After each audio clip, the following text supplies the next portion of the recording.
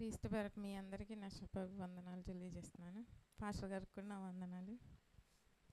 నేను చెప్పబోయే మాట సిలువలో పలికిన 3వ మాట. ప్రార్థన చేసుకొని చెప్తాను. మహాగండ మహోన్నతుడ నీ ఘనమైన శ్రేష్టమైన నామమున ప్రార్థించి మిక్కిలి వినయంతో ప్రార్థిస్తున్నాను తండ్రి, ఆమేన్.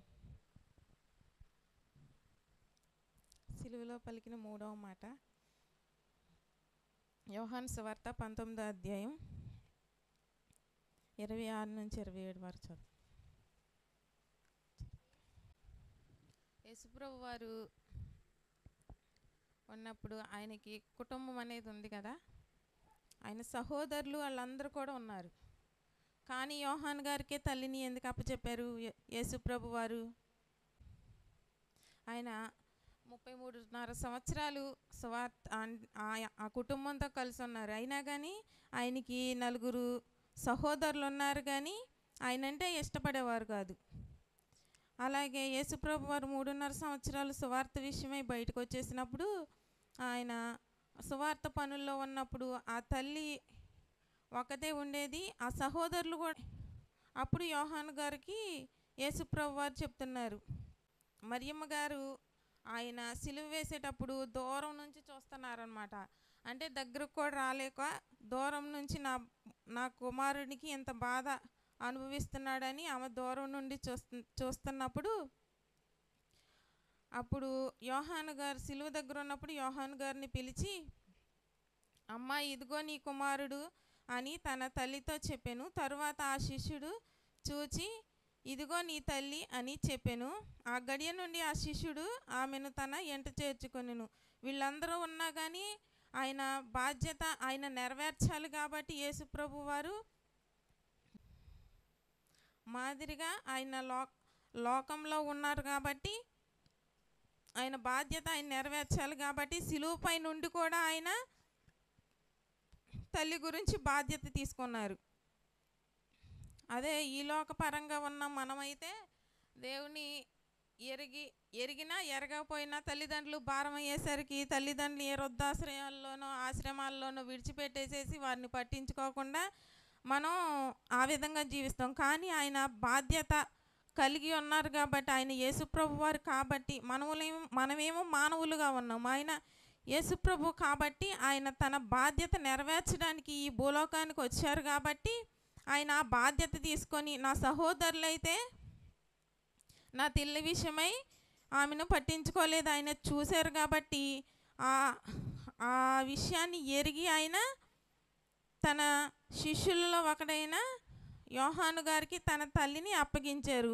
ఆయన సిలువ వేసినప్పుడు ఆయన చెదిరిపోయిన శిష్యులు అందరూ ఎటు అటు చెదిరిపోయారు, కానీ యోహాను గారు మాత్రమే సిలువ దగ్గరికి తిరిగి మళ్ళీ ఆయన సిలువ వేసేటప్పుడు చేరినప్పుడు ఎవరు రాలేదు, కానీ ఆయన వచ్చారు. ఆయన నమ్మారు కాబట్టి ఆ యోహాను గారిని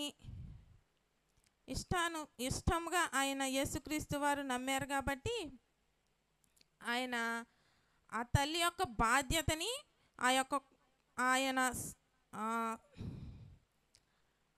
ఆయనకి యోహాను గారికి అప్పగించారు.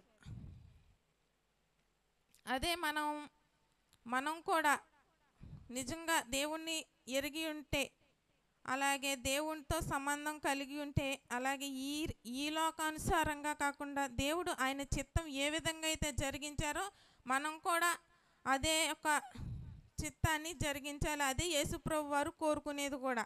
అలాగే ఆయన సహోదరులు కూడా ఆయనకి విరోధంగా ఉండి ఆ విరోధంగా ఉండి కూడా ఆయన అప్పగించాలని కూడా ఆయన చూశారు. యోహాను సువార్త 7వ అధ్యాయంలో కూడా వ్రాయబడి ఉంది, నువ్వు చాటుగా సువార్త ఎందుకు బోధిస్తున్నావు, బహిరంగంగా చెప్పొచ్చుగా అని చెప్పి కూడా సహోదరులు ఆయన్ని అడిగితే, అప్పుడు యేసుప్రభు వారు నా సమయం ఇంకా రాలేదని తప్పుకొని వెళ్ళిపోయి తర్వాత వచ్చి దేవాలయంలో సువార్త ప్రకటిస్తారు.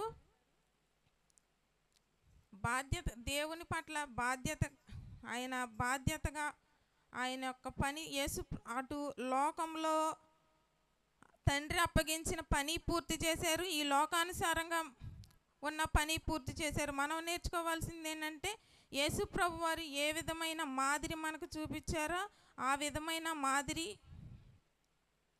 మనం కూడా కలిగి ఉండాలి.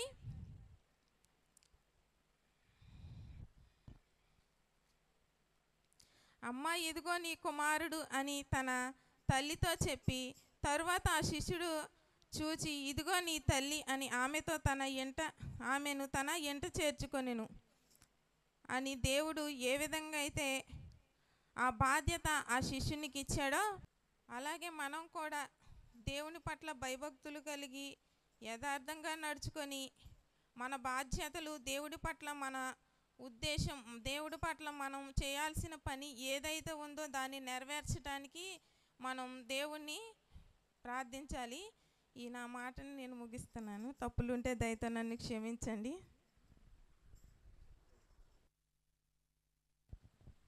మహాగంట మహోన్నతుడని ఘనమైన శ్రేష్టమైన మరొకసారి నా తండ్రి అర్థమయ్యే విధంగా నేను